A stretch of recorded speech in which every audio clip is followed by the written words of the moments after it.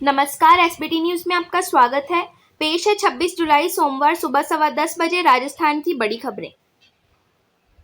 राजस्थान के सियासी मसलों का हल निकालने जयपुर आए कांग्रेस के संगठन महासचिव और प्रभारी अजय माकन मुख्यमंत्री अशोक गहलोत का आलाकमान पर भरोसा लेकर चले गए हैं। मीडिया रिपोर्ट के अनुसार सीएम ने दोनों से बातचीत में कह दिया कि जो सोनिया गांधी तय करेगी वह मंजूर है। यानी सीएम की सहमति के बाद अब प्रदेश में मंत्रिमंडल विस्तार और फेरबदल का रास्ता साफ हो गया है। अजय माकन 28 जुलाई को फिर से जयपुर में आएंगे। सभी विधायकों को जयपुर में रहने के लिए निर्देशित किया गया है। ऐसे में पूरी संभावना है कि आगामी 1-2 दिनों में सोनिया गांधी की ओर से मंत्रिमंडल विस्तार को लेकर दिशा निर्देश दे दिए जाएं। पीसीसी अध्यक्ष गोविंद सिंह डोटासरा के साथ अलग हुई बैठक में जिलाध्यक्ष और ब्लॉक अध्यक्षों की नियुक्ति पर चर्चा हुई। आगरा जिले से अपहृत हुए चिकित्सक के मामले में पुलिस ने धौलपुर से 25 से 25,000 रुपए की इनामियों को पकड़ने में सफलता हासिल की है। पुलिस ने गिरफ्तार आरोपियों से 2 देसी कट्टे व 5 जिंदा कारतूस भी बरामद किए हैं। पुलिस ने गिरफ्तार आरोपियों के अन्य वारदातों में शामिल होने की संभावना के चलते गहनता से पूछताछ शुरू कर दी है। उल्लेखनीय है कि गत 13 जुलाई को आगरा जिले के थाना एतमादोला की ट्रांस यमुना कॉलोनी निवासी उमाकांत गुप्ता के अपहरण का मामला सामने आया था। 60 लाख रुपए की लेन देन को लेकर वर्षों से चल रही रंजिश में हार्डकोर की हत्या करने के लिए 80 लाख रुपए में सुपारी देने के मामले में 5 आरोपियों को जोधपुर सेंट्रल जेल भेजे जाने के बाद फिर से गैंगवार की आशंका होने लगी है। ऐसे में जेल प्रशासन ने 4 बंदियों को अजमेर की हाई सिक्योरिटी घूघरा घाटी जेल स्थानांतरित कर दिया। जेल अधीक्षक ओम प्रकाश शर्मा ने बताया कि प्रकरण में 5 आरोपियों को गत दिनों न्यायिक अभिरक्षा में भेजा गया था। इनके विरोधी भी जेल में बंद हैं। ऐसे में जेल में दोनों गैंग के बीच भिड़ंत की आशंका होने लगी है। जोधपुर में मथुरा दास माथुर अस्पताल के न्यूरोसर्जरी वार्ड में भर्ती एक मरीज के ऑपरेशन के बाद डिस्चार्ज करने की एवज में 4,000 रुपए रिश्वत लेने के आरोपी दलाल को भ्रष्टाचार निरोधक ब्यूरो ने रविवार को न्यायिक अभिरक्षा में भिजवा दिया। ब्यूरो की विशेष विंग के अतिरिक्त पुलिस अधीक्षक डॉक्टर दुर्ग सिंह राजपुरोहित ने बताया कि प्रकरण में गिरफ्तार चांदेलाव में विष्णु की ढानी निवासी सुनील उर्फ पप्पू राम पुत्र रामदीन बिश्नोई को मैजिस्ट्रेट के समक्ष पेश किया गया, जहां से उसे जेल भेजने के आदेश दिए गए। राजस्थान के पूर्व उप मुख्यमंत्री सचिन पायलट ने रविवार को कहा कि कांग्रेस ही एकमात्र ऐसी पार्टी है जो भाजपा को राजनीतिक चुनौती दे सकती है। प्रदेश के टोंक में संवाददाताओं से बातचीत में पायलट ने कहा, जनता महंगाई से त्रस्त है और अब बदलाव चाहती है। कांग्रेस एकमात्र राजनीतिक दल है जो भाजपा को चुनौती दे सकती है और लोगों को विकल्प दे सकती है।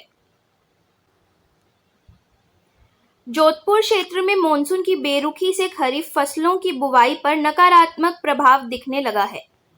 जिले में खरीफ बुआई का लक्ष्य निर्धारित किया गया था। बारिश नहीं होने से बुआई की गई फसलों पर भी संकट आने लगा है और फसलें चौपट हो रही है। जुलाई माह लगभग खत्म होने को है और जिले में अभी तक इस सीजन की मॉनसून की बेरुखी के चलते निर्धारित लक्ष्य की 55% ही बुआई हुई है। अभी भी 45% बुआई होना बाकी है। किसानों को उम्मीद है कि मॉनसून मेहरबान रहा तो आगामी दिनों में शेष बुआई अच्छी होगी। डिस्कॉम की ओर से नागौर जिले में चले सतर्कता जांच अभियान में व्यापक स्तर पर कार्रवाई की गई। सहायक अभियंता, कनिष्ठ अभियंता एवं अधिशासी अभियंताओं के साथ दल से अलसुबह से ही कार्रवाई शुरू कर दी।